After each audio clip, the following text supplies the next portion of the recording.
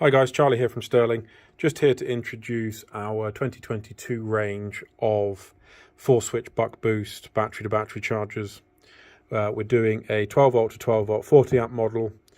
We're doing a 12 volt to 12 volt 70 amp model that would live somewhere in here. These are just samples, so I don't actually have the 70 to demonstrate, due very soon. And here's the 12 volt to 12 volt 120 amp model. And to put the sizes into perspective versus our older battery to battery chargers, there next to the 40 is the old 60. And if you look at it in terms of dimensions all round,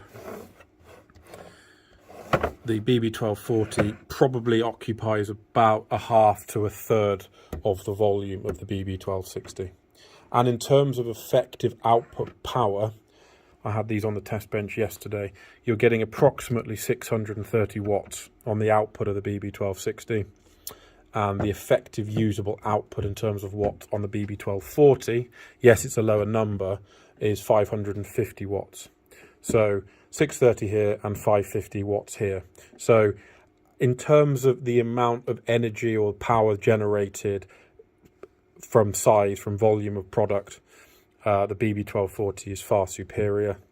In terms of efficiency, i.e. measuring power in versus power out, you're looking at 95 to 98%. When it's bucking, you're getting about 98.5. When it's boosting, you're down to about 95%. Typically, these things actually work under bucking circumstances because your alternator's voltage is often higher than that of the battery that you're charging up. So it's actually dropping the voltage, and then eventually the output voltage will climb up for parity input and output.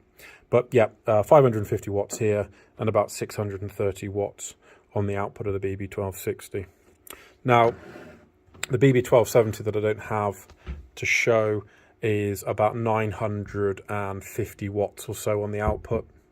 And then the BB12120 is about 1620 watts or so on the output. Those figures come about from 14.6 volts at around about the rating of the product. So on this one, for example, it was 14.6 volts at 38 amps, which leads to about 550 watts. Now, features with the battery to battery chargers, these new ones, we've actually reduced the complication of the setup. We've eliminated all of the complexity involved in the front display, and we've got it down to several LEDs and one button. Likewise down here, if you wanted to fit an ignition signal to it, which is what we recommend for Euro 6, there's a connector here. So the second one in, tighten it up, so that will operate as a normal ignition feed. Also, you can tell this is a sample because the white inks come off a bit there. Just switch that on and off if you want it to be vibration sensed or not. Essentially, the vibration sense is as it suggests. If you activate it and your engine starts, when you turn your engine on or when you start moving along, the accelerometer inside that detects motion. B2B starts up, starts charging, and then the opposite happens when it turns off, whereby if it doesn't detect any motion, the B2B then goes to sleep. So it doesn't start draining your start battery. It only operates when it detects motion.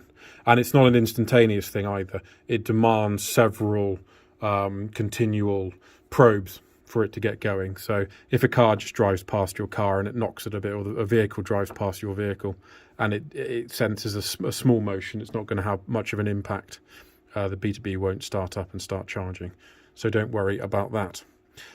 Right, so in terms of normal connection is as per normal, voltage in, voltage out, and then common negative.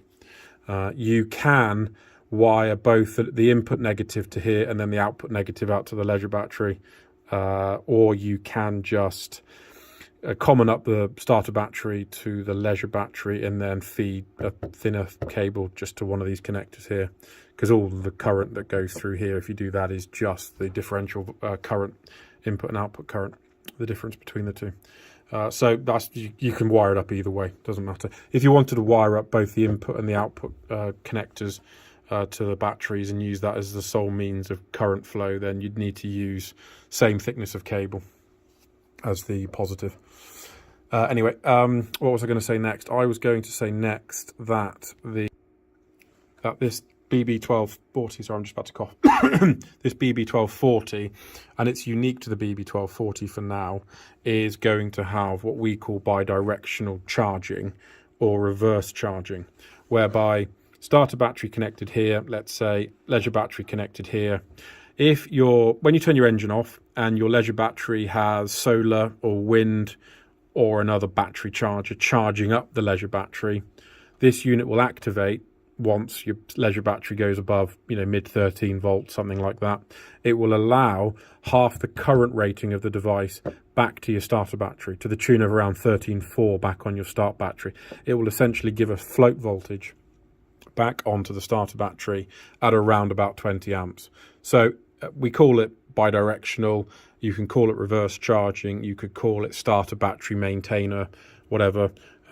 That's what it is. It'll work automatically. You can disable it just by pressing the button down for 30 seconds and letting go. There are ways of turning that feature off if you don't want it. But by default, the BB1240s will be bidirectional by nature. Because over the years, so many people have asked, how do I keep my starter battery topped up? And often we have to sell them an additional battery maintainer or a relay or some form of split charge device to charge back to the starter battery. But with this BB1240, you've got the flexibility where one unit will do the job of both. Now, it won't ever get confused for two reasons. One, the minute it detects an ignition signal, it goes back to one direction charging, i.e. left to right. Or when your alternator starts up and it goes above 13.5 volts on this terminal, it knows your engine's running and disables the starter battery maintenance feature and just starts charging from the normal left to right direction. So it's got all that thought through, so don't worry about it getting confused, because it won't. BB12120 and BB1270 are going to be unidirectional charging only for now. And I think that is it. But yes, it's a much more simple layout and much easier to use, simple to install. The features on it are important and useful, but they're not overcomplicated and it's not cluttered. So it should be an installer's paradise, really, with it, I'd say.